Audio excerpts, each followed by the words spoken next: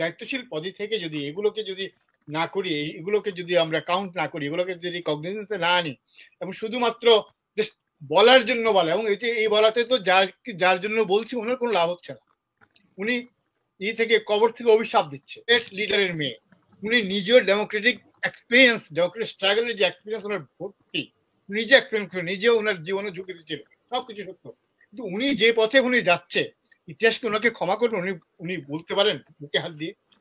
আমি খুব অত্যন্ত বিনয়ের সাথে বলতে চাই, এবং খুব আমি নিজের উপরেই খুবই আসে, নিজের ধিক্কার আসে যে বিশ্ববিদ্যালয়ের শিক্ষকরা যখন, ভাইস চ্যান্সেলর যখন আন্ডারহ্যান্ড টাকা আদান প্রদান করে শিক্ষক রিক্রুট করার জন্য, এটা কেন হয়? উনি অনেক কথাই বলেছেন। তো যে কথা উনি বলতে চেয়েছেন যে দেশে ইকোনমি তো ভালো হয়েছে, এত 53 বছরে আমাদের ইকোনমি অনেক ভালো হয়েছে। দেশ, আমি যদি কথায় কথায় যদি আমরা এর আগে আমরা বাজেটের সময় শুনি যে এখনকার বাজেট এত এত মিলিয়ন ডলার, এত এত এত হাজার কোটি টাকা, তখন এত ছিল। তখন কত বছর আগে ছিল? তখন লোক সংখ্যা কত ছিল? তখন ট্যাক্স পেয়ার কতজন ছিল? আমাদের এই জিনিসগুলো তো দেখতে হবে। এখন বাংলাদেশে উন্নতি হয়েছে সন্দেহাতীত ভাবে, কিন্তু উন্নতি তো কোনো একক ভাবে কোনো সরকার করেনি। এটা করেছে দীর্ঘদিন ধরে। বাংলাদেশে 73 সালে বাংলাদেশ যদি স্বাধীন না হতো, শেখ মুজিবুর রহমান বাংলাদেশে যদি সৃষ্টি না করতেন, তাহলে জিয়াউর রহমান ওইটাকে এগিয়ে নিয়ে যেতে পারতেন। জিয়াউর রহমান যেখানে ছিলেন ওখানে অতটুকু যদি না করতেন, এইচ এম এরশাদ সাহেব ওই পর্যায়ে যেতে পারতেন না। এইচ এম এরশাদ যা করেছেন ওটা না করলে খালেদা জিয়া অতদূর যেতে পারতেন না, এবং খালেদা জিয়া অতদূর না গেলে শেখ হাসিনা অতদূর যেতে পারতেন না। এটাই তো একটা সেন্সিবল লোকের, যে কোনো একজন সেন্সিবল মানুষের কাছে এটাই তো এই ধরনের প্রত্যাশা আমরা করতে পারি। এককভাবে বাংলাদেশ যেমনি, এককভাবে আমাদের নিঃসন্দেহে Sheikh Mujibur Rahman, Bangabandhu Sheikh Mujibur Rahman, he was the chief architect of our liberation world. But at the same time, he was not the only single actor. উনি সিঙ্গেল অ্যাক্টর ছিলেন। ওনার সাথে যারা ছিলেন, ওনার কলিগরা ছিলেন। স্বাধীনতার যিনি ঘোষণা দিয়েছেন প্রেসিডেন্ট জিয়াউর রহমান, এবং আমাদের জাতীয় নেতারা মাওলানা ভাসানী, আব্দুল হামিদ খান, হোসেন সৈয়দ সোহরাওয়ার্দী, এ কে ফজলুল হক সাহেব, ওনাদের যে অবদান, তো এই সব কিছুকে আমাদের স্বীকার করতে হবে। প্লাস উনার ক্যাবিনেটের তাজউদ্দিন সাহেব, অন্যান্যরা যারা যতটুকু করেছে, সবকিছু মিলেই তো বাংলাদেশ, এবং সবকিছু যদি আমরা বঙ্গবন্ধুকে শ্রদ্ধা করি, সম্মান করি, বাংলা মনে করি চিফ আর্কিটেক্ট অফ, এই জন্য বলছি chief architect of Bangladesh liberation, এবং সবকিছু এই জন্য বঙ্গবন্ধু ছাড়া আর কেউ করেননি। অন্য কাউকে কোনো অবদান দিব না, বাংলাদেশ মানেই উনি। এটা করলে তো ওনাকেই ছোট করা হয়। উনি তো একা চলেন, উনি কখনো একা চলেননি। উনি বাঙালিদেরকে 7.5 কোটি বাঙালিকে উনি নিয়ে এগিয়েছেন। বাঙালিরা ওনাকে ভোট দিয়েছেন, বিদায় উনি বাংলাদেশের অবিসম্বাহিত নেতা হয়েছেন 70 সালের নির্বাচন। বাঙালিরা যদি ভোট না দিতেন, তাহলে প্রতিটি বাঙালিকে আমাদের আনতে হবে, কাউন্ট করতে হবে। সুতরাং এই জিনিসগুলো আমরা যদি একটা দায়িত্বশীল পদে থেকে যদি এগুলোকে যদি না করি, এগুলোকে যদি আমরা কাউন্ট না করি, এগুলোকে যদি কগনিজেন্সে না আনি এবং শুধুমাত্র বলার জন্য বলা, এবং এই বলাতে তো যার জন্য বলছি ওনার কোনো লাভ হচ্ছে না।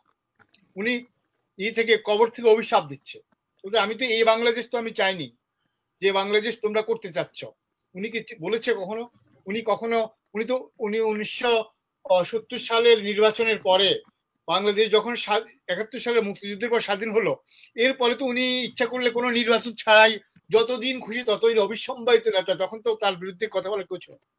কিন্তু উনি 73 নির্বাচন করলেন কেন? উনি 73 নির্বাচন করেছেন, উনি জানেন যে 70 সালে যে নির্বাচনটি হয়েছে তাকে অখণ্ড পাকিস্তানের প্রধানমন্ত্রী নির্বাচিত করা হয়েছিল। তখন তিনি অখণ্ড পাকিস্তানের প্রধানমন্ত্রী, ডিফ্যাক্টো প্রাইম মিনিস্টার নির্বাচিত হয়েছিলেন উনি।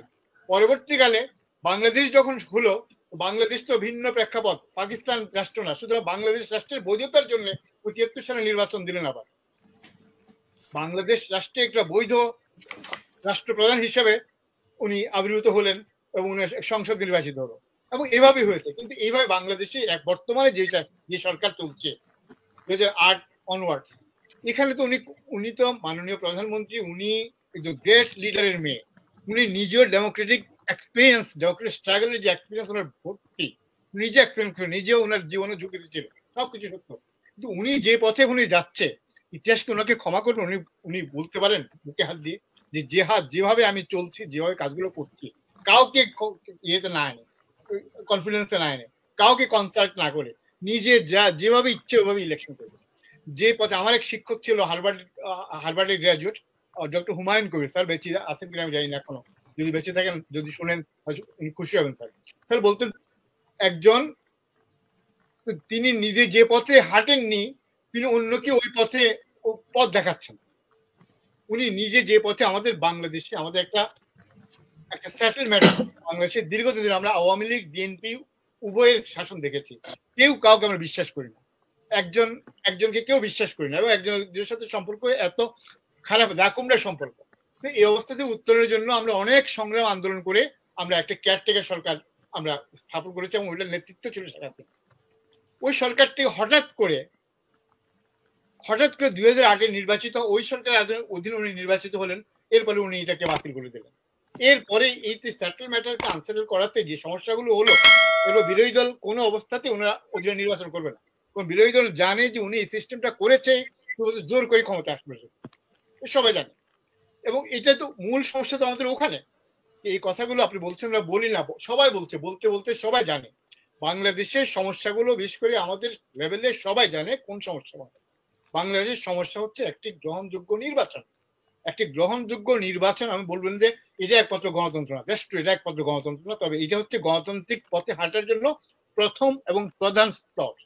আপনি গেট দিয়ে বাড়িতে ঢুকলে তখন অন্য কিছু সবকিছু আপনি বসতে পারবেন। তখন আমি সিটিজেনশিপ, গণতন্ত্র তো আপনারা পাচ্ছেন, আপনারা প্রতিদিন অনলাইনে বসে যা ইচ্ছে তা বলছেন, এটা তো সরকার বন্ধ করছে না।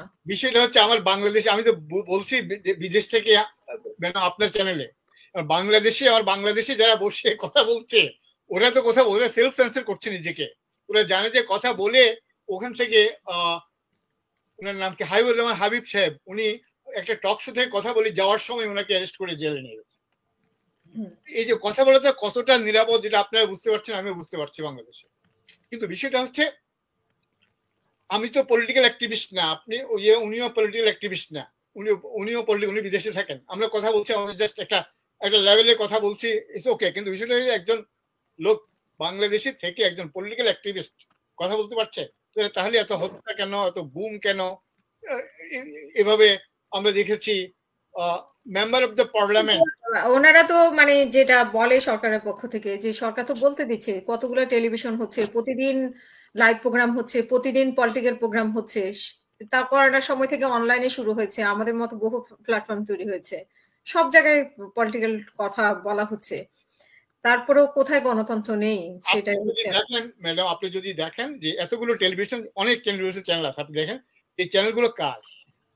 সবগুলো চ্যানেল, বাংলাদেশে যতগুলো চ্যানেল আছে মোর অর লেস এক একটা থাকতে পারে, আমি জানি না, ওদের তারাও ওই একই ভাবে কথা বলে। সরকার তোষণ নীতি ছাড়া, সরকারের পক্ষে ছাড়া এমন কোনো নাই, এমন কারো এক ঘাড়ে দুই মাথা নেই যে সে এটা কথা বলবে। আপনাকে একটা কথা বলছি, উনি যেহেতু বিশ্ববিদ্যালয় নিয়ে কথা বলছেন, ঢাকা বিশ্ববিদ্যালয়ে নির্বাচনে, গত নির্বাচনে দেখা গেছে লেকচারার ক্যাটাগরিতে হোয়াইট প্যানেল থেকে ক্যান্ডিডেট দেওয়ার জন্য একজন শিক্ষকও পাওয়া যায়। তার মানে গত 15-20 বছর ধরে যত শিক্ষক রিক্রুট হয়েছে, এখানে সাদা দলের লেকচারার পদে, অন্তত সাদা দলের আপাতত কোনো শিক্ষক নেই। লেকচারার তো হয় 3 বছর থাকে লেকচারার, সর্বোচ্চ 3 বছর থাকে লেকচারার পদে। সুতরাং গত 3 এখানে কোনো নাই, একজনও একটা লোকও সাদা দল থেকে পাওয়া যায়নি তাকে নমিনেশন দেওয়ার জন্য, সিন্ডিকেট মেম্বারশিপের জন্য। এই যে একটা অবস্থা, তারপর অন্যান্য পদে একই অবস্থা। 15-20 বছর ধরে, 15 বছরে একজন লোক 12 বছরে প্রফেসর হয়ে যায়, 12 বছরে প্রফেসর হয়ে যায়, 12 বছর বিশ্ববিদ্যালয়ে শিক্ষকতা করলে। তো সুতরাং দেখা যাচ্ছে একজনের মেয়াদ, পুরো মেয়াদেই দেখা যায় 12 বছরে, 15 বছরে বিরোধী দল থেকে একজন নেওয়া হয়। এই যে এগুলো কারণটা, উনি যে বললেন বিশ্ববিদ্যালয়ে যে ঘটনাগুলো ঘটছে, আমি খুব অত্যন্ত বিনয়ের সাথে বলতে চাই, এবং খুব আমি নিজের উপরই খুবই আসে, নিজের ধিক্কার আসে যে বিশ্ববিদ্যালয়ের শিক্ষকরা যখন, ভাইস চ্যান্সেলর যখন আন্ডারহ্যান্ড টাকা আদান প্রদান করে শিক্ষক রিক্রুট করার জন্য, এটা কেন হয়? কেন উনি এর সাহস কোথায় পায়? রাজশাহী বিশ্ববিদ্যালয়ে একজন ভাইস চ্যান্সেলর, উনি যাওয়ার আগে 393 জনকে করে গেছে, অ্যাপয়েন্টমেন্ট দিয়ে গেছে। এটা কোন শক্তিতে বলিয়ান হয়ে উনি দিয়ে, এবং বলে গেছে যে যাদেরকে দিয়ে গেছি এরা সব আওয়ামী ঘরানার লোকজন, যাতে ওনার উপর কোনো আক্রমণ না আসে। এই পর্যন্ত উনি ভালোভাবেই কাটছে ওনার বা এই ওই বিশ্ববিদ্যালয়। এই যে একটা অবস্থা, এই যে টোটাল জিনিসটাকে পলিটিসাইজ করে, যে প্রত্যেকটা প্রতিষ্ঠানকে, আপনি সিভিল সার্ভিস বলেন, আপনার ইউনিভার্সিটি বলেন, পুলিশ বলেন, মিলিটারি ব্যুরোক্রেসি বলেন, প্রত্যেকটা ইনস্টিটিউশন যদি পলিটিসাইজড হয়ে যায় তখন ওরা যা খুশি তা করতে পারে। এবং এটা এই যা খুশি তা করার এই যে এক ধরনের ফ্রি রাইডিং টেন্ডেন্সি, যে আমি যা করব এটাই, আমি যেটা করব সেটাই, আমি যেটা সেটাই, ওই পুরো নিচ থেকে উপরে পর্যন্ত একদম থেকে পিয়ন থেকে শুরু করে সেক্রেটারি পর্যন্ত এই যে টাকা পয়সার লেনদেন নাকি এবার এত বেশি ইনস্টিটিউশনালাইজড হয়ে গেছে এভরি হয়ে কোনো একটা। এই যে কাজ যে কাজে যাকে মানায় না সে কাজ যদি সে করতে যায় এখন একজন, তখন তো প্রতিষ্ঠান থাকে না, প্রফেশনালিজম কোথাও থাকে না। প্রফেশনালিজম যদি কোথাও না থাকে, আপাত দৃষ্টিতে আপনার কাছে মনে হবে যে সরকারের কাছে মনে হবে যে আমরা তো সবকিছু উইন করতেছি, সবকিছু উইন করে ফেলতে, আসলে বাস্তবিক যেটা হয় সবকিছু লুজ করছে, সবকিছু লুজ করছে। দেখেন ব্যানার্জির কাণ্ড, একজন আজিজ কাণ্ড দিয়ে গভর্নমেন্টের বোঝা যাচ্ছে এখন যে গভর্নমেন্টের এই লেভেলে যত পুলিশ অফিসার, জি ওটাই বলছি, আসলে মিয়া সাহেবদের কালকে কাগজে পড়লাম, মিয়া সাহেবের যত সম্পদ, এই ধরনের সমস্ত মিয়া সাহেবদেরকে দেখেন, সমস্ত থেকে দেখেন, পুলিশ অফিসার, সামরিক বাহিনীর লোকজনদেরকে দেখেন, বা অন্যদের ট্যাক্সের লোকজনদেরকে দেখেন, পুলিশের লোকজনদেরকে দেখেন, বিশ্ববিদ্যালয়ের ক্ষমতাবানদেরকে দেখেন, বিশ্ববিদ্যালয়ে যারা ক্ষমতাবান ওদের সম্পদের উৎস এত টাকা, ওরা কিভাবে এত টাকার মালিক হলো, ও কেন ভাইস চ্যান্সেলর হতে চায় সবাই কেন ভালো প্রফেসর না হয়ে, ভালো গবেষক না হয়ে ভাইস চ্যান্সেলর হতে চায়? কারণ ওখানে টেন্ডার আছে, ওখানে নতুন নতুন বিল্ডিং আছে, ওখানে নতুন নতুন হল আছে, হল কনস্ট্রাকশন করতে হয়, বিল্ডিং করতে হয়, টেন্ডার বাজি আছে, কন্ট্রাক্টর আছে, এখানে টাকা পয়সার বিশাল লেনদেনের বিষয় আছে। সুতরাং এই জিনিসগুলো, এগুলো একটা বিষয়টা হচ্ছে রাষ্ট্র যদি লেজিটিমাইজড ওয়েতে ক্ষমতায় যদি কেউ না আসে তখন উনি কি করবে? তখন এই সবগুলোর উপরে